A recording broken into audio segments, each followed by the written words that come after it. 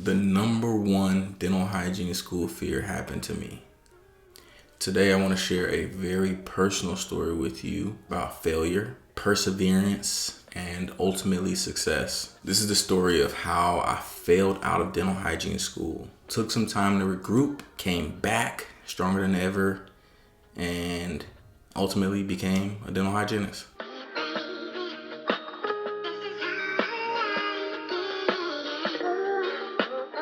First of all, I'm 100% sure you can understand and relate to the amazing feeling of getting that letter in the mail saying that you're accepted into a dental hygiene program. I was ecstatic. First of all, because prior to coming into the dental industry, I was an MP, military police in the Air Force. So that was all I had as far as career experience and knowledge, which had nothing to do with teeth.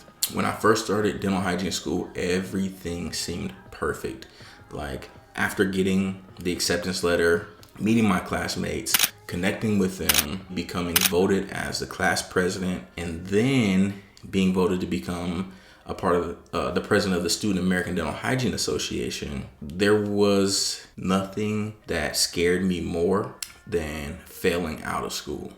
But things took an unexpected turn. As we all advise incoming students about the rigors of dental hygiene school, there's really a lot to be said for the many different ways that you could ultimately not continue on in the program. Obviously, number one is failing out of your classes. Number two, just being so overwhelmed with life outside of school that school tends to take a back seat. For some others, maybe just realizing in the program that dental hygiene is just not for you, which I haven't seen too many people just stop mid, hygiene school program. Like once you start, you want to finish. But like I've talked about in past videos, a number one thing that you have to have in place when you start dental hygiene school is a good support system. You want to have all your ducks in a row. You want your life to revolve around school, not school revolving around your life. I know it sounds crazy, but it's the truth. School takes such a ton of focus, attention, energy from you that when school is not prioritized, then you will more than likely struggle in the program. But so for those of you that are currently in hygiene school, you know how hard it is to maintain relationships, to keep a social life, stay on top of your studies, make sure you're meeting your patient count. All of these things are extremely difficult to juggle. But somehow you have to figure it out. This leads me to this. At the time, let me give you a snapshot into that time period of my life. This was, I want to say it was 2014. Yeah, I want to say it was 2014. Now I started with, my cohort number was cohort 7. Okay.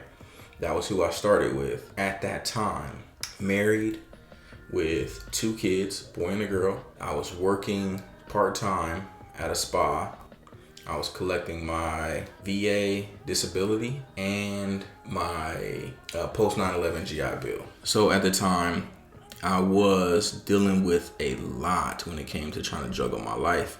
And in a lot of ways, no one at school knew the things that I was struggling with. I mean, I was struggling with finances. I was obviously making it work, but it was a struggle and it was very stressful. And then to put the cherry on the top, me and my then wife were having difficulties in our relationship. And ultimately, we ended up going through a separation, which led to a divorce. And in that time, my mind was just in a totally different place, and my focus and my priorities, school became last. My grades started to slip. And one of the things you'll know about dental hygiene programs is that you have to maintain a certain grade point average or a certain grade to maintain a seat in the program. If you drop below that standard, you're out. And ironically, when I first started at the school, I remember there was a guy, I don't even remember his name now, but he was a super cool guy. I remember meeting him, and he went through something that caused him to be kicked out of the program. And I want to say it was either grades or it was some kind of disciplinary thing, right? And I remember I was just getting started, and I had already built a good relationship with the instructors and the director in the program. And I remember him coming to me and asking me if I would put in a good word so that he can get accepted back into the program because he had been kicked out. And this was the first time that I seen that your character, the way you conduct yourself, the way you carry yourself through the program matters a lot. It's not just your grades, but it's your character, your personality, how you blend and bond with your classmates and with the instructors and the director and any of the administrators in the school. All of that stuff matters. These are relationships, and those things carry on with you throughout, your career. At the point he was at, he honestly burned bridges, and they didn't allow him back into the program. Now, I wanted to tell that story because that was a critical, I would say, deciding factor on me being accepted back into the program after I had just failed out. Now, let me tell you guys how this happened. It sucked bad. I think it was Dental Materials 2 and Process of Care 2. We had a project and a final. And like I said, at the time I was going through this separation, which ultimately led to a divorce, and it just had me really stressed out, and my focus was in a whole different place. And so my grades started slipping. And I got to the point where my final and the project were make or break for my grade. Being that I was so distracted during that term, I didn't do well on the final. Being out of focus, I didn't do well on my project either. Mind you, let me bring things like full spectrum for you. I was working part-time at a spa as a manager, and I worked on weekends. Okay. We made it to the weekend. We took our final, I want to say that Friday, and, I turned in the BS, project that I had done, right? Didn't get a good grade on it. But my instructor gave me another chance to resubmit and to retake the test. And so I went to my job, because remember I work on weekends, so this is the weekend coming up. I went to my job and I talked to my manager, and asked for the weekend off because I really needed to study and I really needed to redo this project, and she wouldn't grant me the time off. And it was such a crazy conversation because she knew when I first interviewed there, the importance of me graduating hygiene school. Like, that was in our conversation. Everyone knew at the job that I was in school for dental hygiene. And I told her the truth. I told her that I was going through a lot and I didn't do well on my final. And if I didn't pass this final and this last project, that I would more than likely be kicked out of the program. And she honestly didn't care. That upset me a lot, but it added more stress onto my plate. And so I took the time off anyway. Graduating hygiene school was way more important to me than this job was. So I took the weekend off, and she ultimately let me go without letting me go. Like, she just didn't put my name back on the schedule. And I had some of my coworkers call me, and she didn't put my name back on the schedule. So I was technically fired, which added more stress to me because I'm like, I just got fired from my job because I need to take time to study and redo a project for the weekend so that I can stay in a program that I ultimately want to complete, so that I don't have to work at this job and I can actually be working in my career. So that just added extra stress. Ultimately, I did take the weekend, but at the end of the day, it wasn't enough to bring my grade up, and I did fail out. There's nothing that can prepare you for sitting in the director's office and being told that you're being unenrolled from the program. Mind you, class president of the Student American Dental Hygiene Association. Great relationships with all the instructors, with the director. Like, it was a sad, sad day. And I did shed some tears because honestly, in that moment, I really felt like I had failed. I even got a phone call from one of my instructors after she heard, and she was really upset about it just as much as I was, and it was very unfortunate. And I took a moment to be sad and to reflect. And then I realized to myself, maybe I just need this time. This time could be good for me. So I took the 6 months, and mind you, to give you a full understanding, new cohorts start every 6 months. When I started as cohort 7, when our whole cohort started, 6 months later, cohort 8 starts. If you fail out of the program, and this is not guaranteed, but if you fail out and there are seats available and you are going to reapply to the program, it'll take 6 months for the next cohort to get to where you failed out. And if all goes well, you can start back with the new cohort. And so that's what happened with me. Now, let me throw this in there because I added the story in about the guy who failed out or who was kicked out earlier on when I first started, and he wanted to be readmitted into the program, and he wasn't granted readmittance, right? But it was a different story for me because I, again, had a good rapport with the school and all the faculty. Up until that point, I did maintain good grades. Those things mattered tremendously when they considered readmitting me into the program. So I didn't have to retake the HESI, didn't have to interview again per se. I did have to meet with the president and the dean. I think it was more so the dean. I did meet with the dean and, went over what was going on and what was happening in my life, and, that I'm in a better place now. And I was able to start back with cohort 8.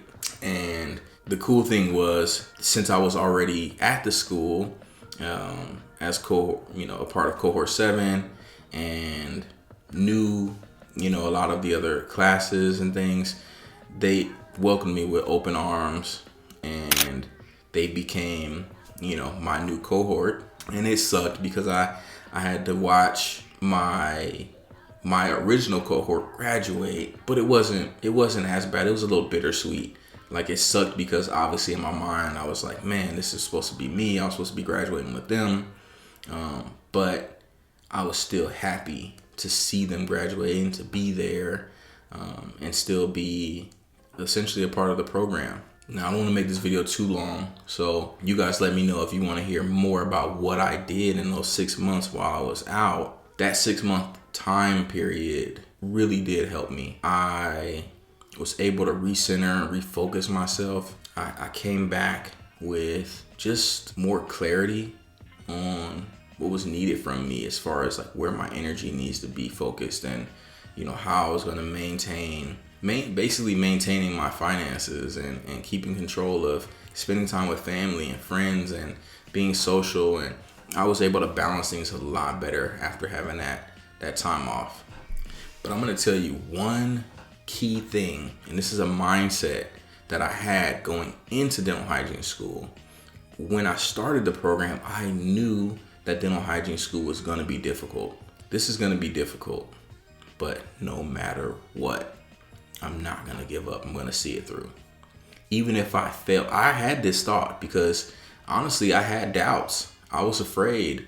And I think most people are afraid in going into a program that's highly competitive like dental hygiene, that you might not cut it. But I had a mindset that I cemented that no matter what happens, I'm going to see this through.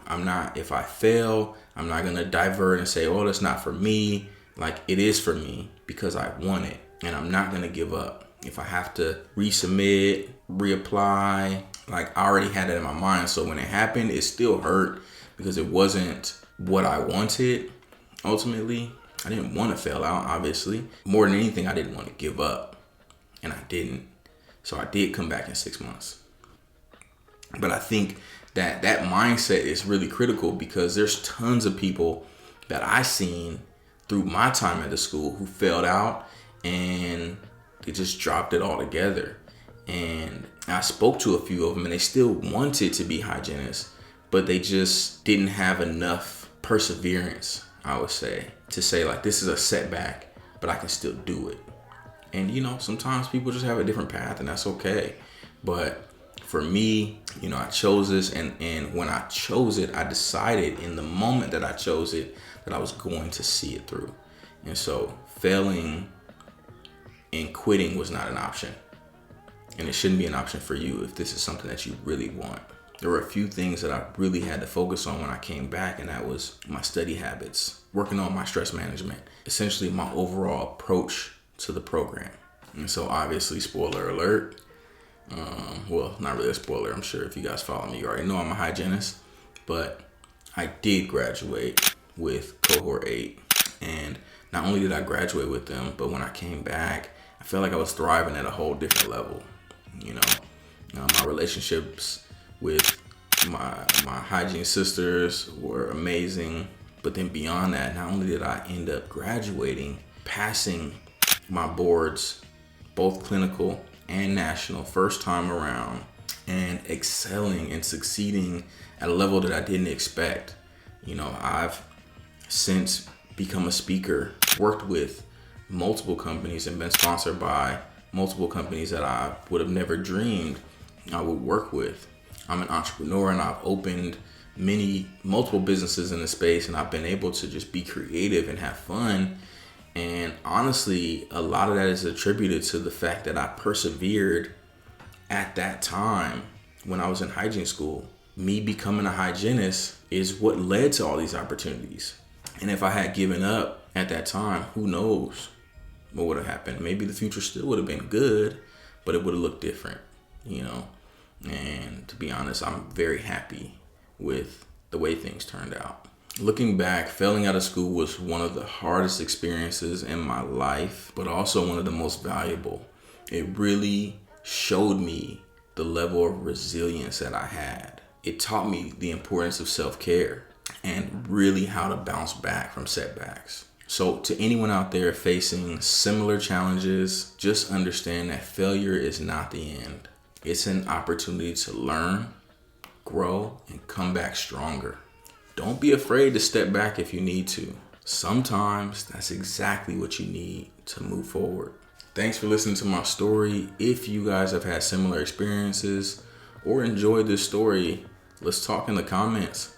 And please don't forget to like this video, subscribe for more videos about perseverance and success. Until next time, remember, whatever you do in life, do it with love.